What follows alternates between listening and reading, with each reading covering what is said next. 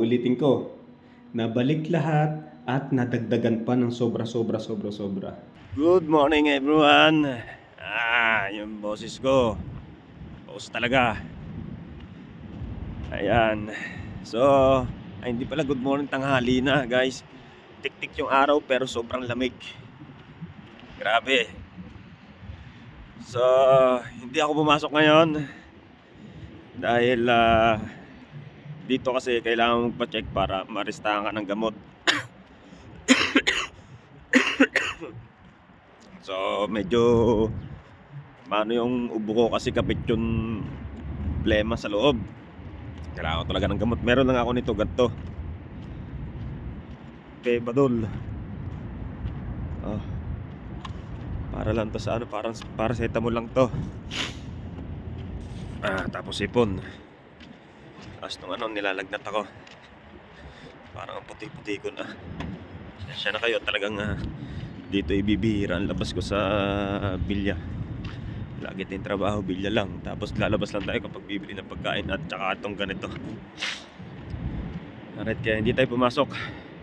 Dito kapag hindi ka pumasok, tapos may nararamdaman ka nga, bayad pa din yung araw mo. Kailangan mo lang ng medical report. Kaya ito yung kinaganda dito guys. Tapos kapag kumuha ka naman ng medical report o yung sick leave na sinasabi, kung ano man, pwede yung medical report o sick leave na galing doon sa pupuntahan mo, papacheck-upan mo, ang babayaran mo lang doon 4 real. 4 real. So ang 4 real, nasa ano lang yun, 70 or 65 pesos. Sa pera natin. Tapos madadagdagan lang yung 4 real na yun kapag yun nga, irerestahan ka ng gamot. Pero yung gamot dito ay hindi rin ganun kamahal. Kasi nga kapag meron kang ikama, yung ano dito, national ID, hindi mabigat yung babayaran mo sa ganito kasi covered ng company. Ayan. So medyo tumataas-taas yung views ko, yung pinalayas tayo sa bahay. Nakakatawa siguro ang viewer na, hindi ko naman lahat, ang viewer siguro natin doon, karamihan ay yung mga basher na nag-aano sa akin. Siguro masaya sila. Akala nila ganun na nga. Hindi nila alam, lumipat lang naman. Kailangan lang ilipat. Pero nandun ako sa magandang katayuan at malapit ako sa somewhere na kailangan. Ayan, tulad dito, nandito. Kakalakad ko, ilang minuto pa lang. Nasa ano na agad ako. Nasa malapit na agad ako sa pamilihan. Tapos sa kabila naman doon, nasa malapit na ako sa court sa pinaglalaro ko ng basketball. Tapos yung dati kong tinitiran na bilya, doon pa. Sa dulo-dulo pa doon. Layo pa. Kaya mas okay ako dito. Kala nyo hirap ako dito. Hindi ako hirap dito guys. Ang pinakamahirap lang talaga dito ay boring or yung homesick. Yun ang number 1 ang pinakamahirap dito. Sa pera, sa mga bilihin, sa tirahan, sa lahat, hindi ka mahirapan dito. Lalo na kapag binata ka, sabi ko sa'yo, binata pa lang, mapera ka na. Ayun. Natuwa ako sa ano natin, doon sa vlog natin. Diba? Ay. So ito, magpakita ulit tayo mamaya guys. At ipapakita ko sa inyo, para maniwala kayo na ganun lang yung binabayaran natin sa mga medical dito. Para alam nyo lang. Baka sabihin nyo nagsisinungaling ako At ulitin ko, bayad tong araw na to kahit hindi ako pumasok. Basta may dala tayong medical report or sick leave. Yun ang kailangan. Kasi katunayan talaga may sakit tayo. Mahirapan tayong magtrabaho, lalo na ganitong ubo. Ubo tayo, ubo. Medyo pangit ko sa pangit to sa trabaho natin kasi nga factory tayo. Ubo tayo ng ubo eh. Mga ano yung pagkain. Pagkado. Kaya kailangan natin gamutin. Yung sipon ko, barado na naman tong ilong ko. Okay guys, ito na agad tayo. Ayan o. Diyan na tayo magpapa-check. Saan ba kita ba? Basta dyan na. Lapit na. So, kita na lang tayo doon guys. Okay, tapos na guys. Ganun na kabilis. Ito dito ako. Dyan. So, hindi ako sa Pilipina nagpa-check. May Pilipina kasi yung doktor niya. Ayan, sungit nun. Nung dati kasi, akala niya kasi nagbibiro ako na may sinus ako. Ganon. Sinabihan pa ako na kahit daw bata, alam yun kasi taglamig. Magpapacheck up pa ako kung eh, laki ng gastos ko dun sa kanya nun. Nasa ano, parang isang buong sahod ko na sa isang araw. Sa kanya. Eh, doon ako nagpa-check up ngayon sa ano, sa Indiana na doktora. Kakatuwa yun, ang sungit, sobrang sungit. Doktora Pinay yun na Pinay, ako Pilipino din. Pero napakasungit. Ito yung list, itong maliit na papel. Yung sa gamot to, tinanong ko kung magkano ang price. Nasa 11 real. So sa 11 real, ano yan, magkano sa pera natin yun? 150. Mga 160. 160 pesos. Tapos yung sa, ayun nga, sa medical, 4 real lang. Nagbayad ako ng 5 real, sinuklian ako 1 real. Tapos yan, binigyan na ako ng ano, binigyan na ako nito ng medical report para ipasa natin sa HR. Kisel, ayun, truck! Dadaan muna ako dito ng ano, sa pamilihan kasi bibili ako ng prutas. Mas mabisang gamot dito yung mga maaasim. Tulad ng ano, luya, tapos sasamahan ko ng lemon. Tapos may tatubig para lumambot yung plema. Minsan nahihirapan ako huminga. Tapos bibili tayo ng gamot. Dito kay Bibi sa Nesta. So mamaya na ulit guys. Kita ulit tayo, bibili lang ako saglit. Okay guys, nakaano tayo ngayon, 67 SAR sa pinamili natin ito. Bumili kasi ako ng bonnet para natatakpan yung tenga natin kasi nga malamig. So ang bonnet dito 10 SAR, 150 sa pera natin guys. At least good. May bonnet tayo. Para tatakpan yung tenga natin, hindi masyadong malamig. Gulay, prutas, seafood, yung ano binili natin. Tapos kung ano man. Kaya naka 67 SAR tayo. So 67, 1,000 pesos sa pera natin sa Pilipinas.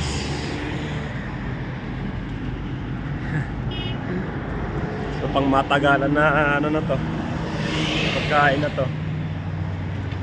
Okay. Ito nandito yung sombrero natin sa loob. Lalakad lang ako saglit mga kalogs at medyo nahihirapan ako. Okay. Medyo okay ito, maangas nung nabili nating bonnet Alright, wait lang. Nabawasan ng lamig kasi may sakto mga ating bunbunan para takip din yung bunbunan natin. Sarap, malapit na agad ako. Mas okay dito sa nalipatan natin bilang malapit-lapit kaysa doon sa kabila. Kasi doon sa kabila, sa bilyan natin doon, may kasama tayo ibang lahi. Kaya siguro pinagbukod din kami, kaya kailangan talaga Pinoy sa Pinoy lang talaga yung magkakasama. Alright, ito na. Ito na yung bilang natin. Ayan. Walang binagong kulay. Pero magkaiba. Nakakatawa dito pagka papasok ka, nandiyan agad yung service. Doon maglalakad ka pa sa kabila. Papasok tayo dito guys. Pasok na. Alright.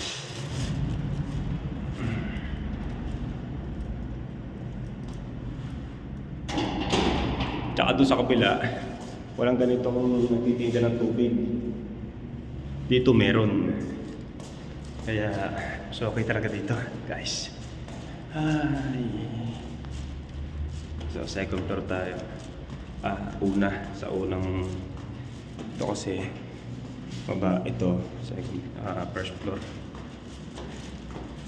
Ito. Platform.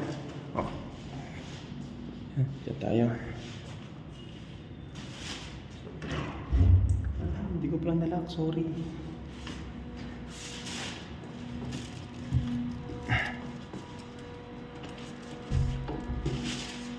Nilak na natin to. Sigurado tayo. Okay. Ito na tayo. Ito ko muna. Kunin na natin yung mga dadalhin natin sa kwarto. Wait lang. Dito muna yung cellphone. Para nakikita yung ginagawa natin.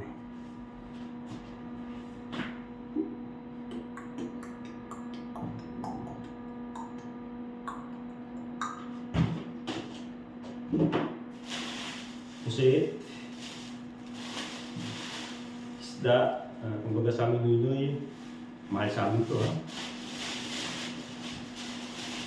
Pechay, lalaki ng pechay.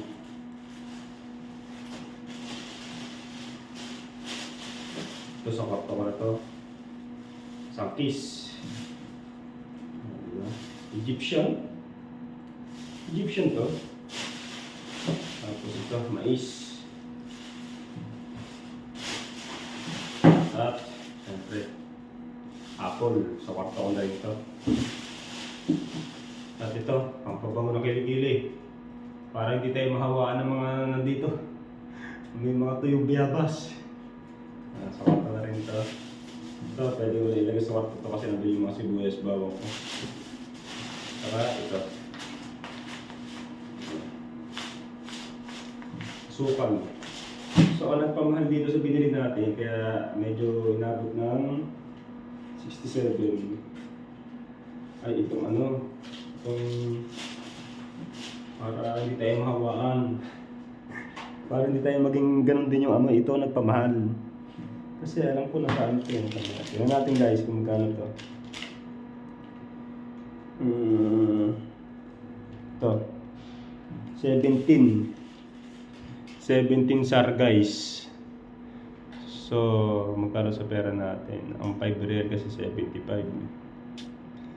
150. So, kumulang 300 din. Ito.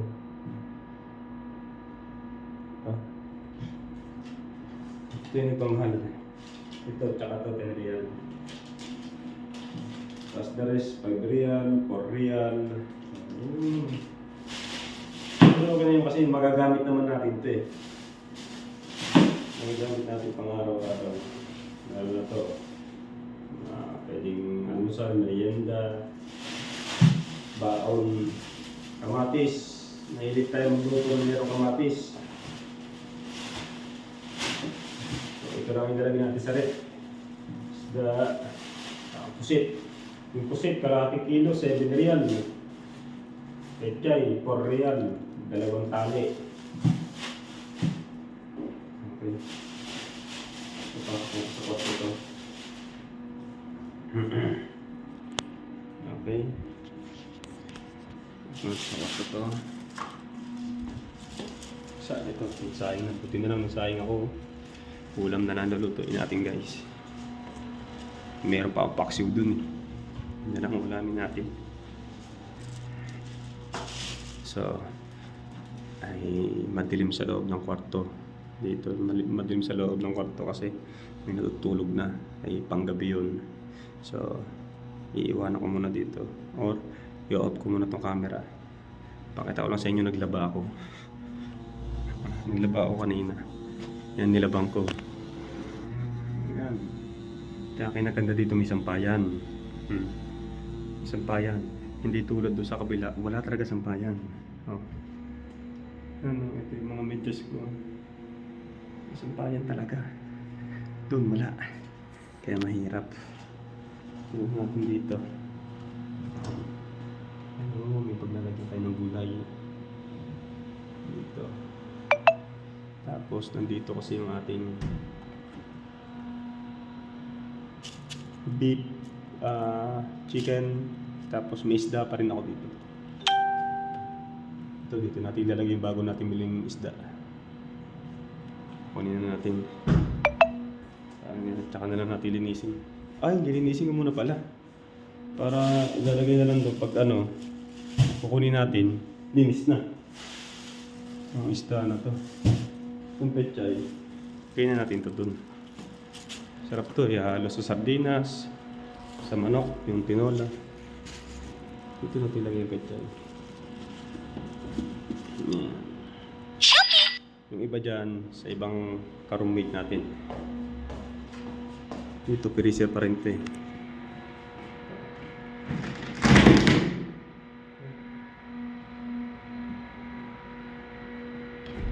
Kaya hindi tayo magbubulukan ng pagkain. Eh di nakapagsaing na ako, ay tapos meron pa ako dito ulam. Ayun. May isang pirasong isda pa ako. Uulamin ko pa ngayon tanghalian yan. Ganyan ako katipid dito. Basta mabusog ako, kahit tipid, okay lang. Minsan kasi kumakain naman ako ng masarap. Kasi sasabihin na iba, huwag mong tipidin ang sarili mo kasi ganun. Yung tipid ko naman, ay nasa tama. Nabubusog naman ako ng gusto. Okay guys. Hindi ko na ipapakita sa inyo yung loob ng kwarto kasi kami natutulog. Nakakahiya, baka magising natin. Mamaya may pasok yun. Ngayon lang tayo, maging ano tayo, magandang pakikisama sa mga kasamahan natin dito. Ganun lang naman yun. Pakisama ng malupitan. Pero kapag alam mo yung mga ano mo puro kaplastikan, ay pagplastikan ka na lang din. Ganun lang simple guys.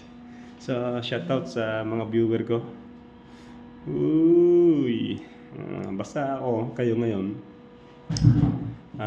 Nag-update ako ngayon yung nangyayari sa akin dito. So hindi lahat na meron akong buhay ngayon ay ina-update ko, hindi tulad dati guys. Tayo na medyo binago natin ang lahat ng sistema. Binago ko lahat ng sistema. Hindi nyo alam ang mga nangyayari. So marami nagtatanong about sa misis ko or sa nanay ng dalawang anak ko. Wala kayong malalaman sa akin. No comment ako dyan. Bahala na kayong magantay na lang kayo kung anong magiging mangyari. Basta antayin nyo na lang. Basta ako sa lahat ng bagay, simula nung napapunta ako dito sa lugar ng Saudi Arabia, sa Riyadh, nabago lahat. Nabalik lahat at nadagdagan pa ng sobra-sobra. Nadagdagan pa ng sobra-sobra. Yun. Uulitin ko. Nabalik lahat at nadagdagan pa ng sobra-sobra. Yun. Ang malupit. Kasi hindi naman ako tulad ng iba yan na yung ganun, habang buhay na lang doon, dyan na lang, tambay na lang ako habang buhay, basta masaya ako. Hindi ako ganun guys. Akala nyo lang kasi. Pero cute na nabili kong to. Kasi cute ng pagbumukha ko. Bye-bye na. Puro kaya baka natulog ba sa bibig ko. Thank you so much guys. Bye-bye.